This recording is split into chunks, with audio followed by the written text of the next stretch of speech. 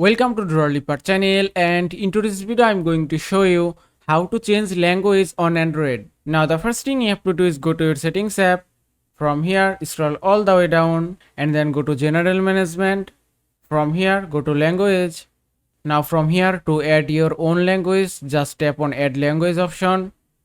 Now from here you can set any language as you want. If I select English, now from here select your own region. If I select United States and then tap on set as default, and it's done. Now you can see in my phone current language is United States English. Now if you want to set UK English again, just tap here and then tap on apply, and it's done. Now you can see in my phone language has been changed. Also if you want to delete any language, just tap on edit and select language from here and then tap on remove, then tap on remove again, and it's done. And that is how you can change language on Android. I hope this video was helpful. If it was, please give it a thumbs up and don't forget to subscribe.